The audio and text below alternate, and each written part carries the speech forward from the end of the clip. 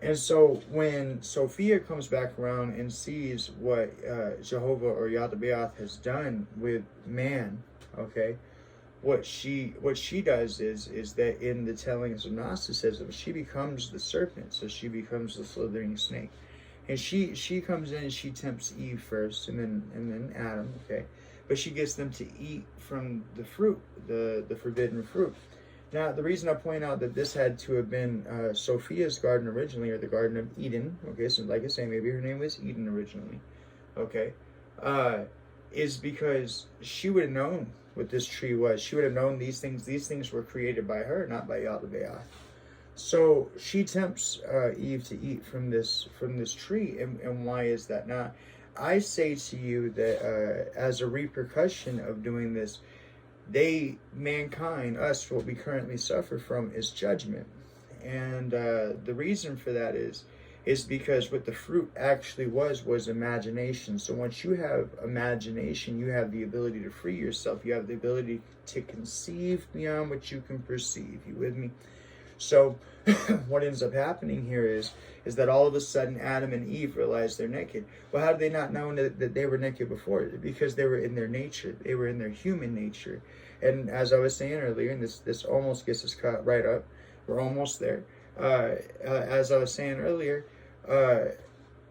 they couldn't step outside of their animal nature or their human nature, okay, before they ate that fruit.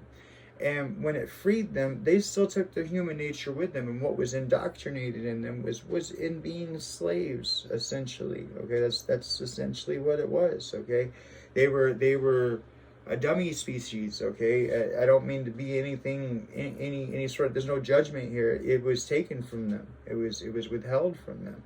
So essentially, imagine if we went into a genetic lab and we made a primate. So a gorilla, a 500-pound gorilla, can move massive amounts of weight and do all sorts of stuff. And this is what the telling of the Anunnaki speak of, is that the human race was Adamu, okay, not Adam, but Adamu was created in order for the work to be done. So Sophia goes into this garden, she sees this is going on, and she tempts these two. And so now they have imagination. But my point is that they took judgment with them because they're part of their nature from them having been slaves. Judgment comes out. I know you can. I can't explain that, but I know you can understand what I'm saying. How that can come out of that. Okay. So when you step from being an oppressed primate to having an imagination, all of a sudden you realize you got something to be upset about. And my primary proof of that, like I say, is that all of a sudden they realized that they were naked. All of a sudden they could conceive beyond what they could perceive, and they could realize that this person could see. I almost want to say they could see them naked, but we understand that wouldn't be a concept that they would have had.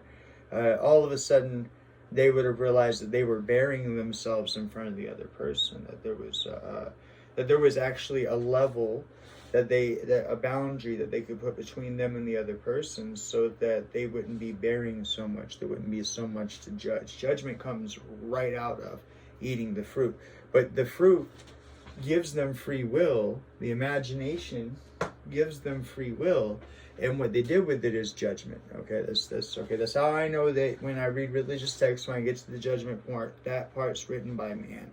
If everything else was inspired by God, cool. But when it comes to the judgment part, that part's written by man, because God does not suffer judgment. You do.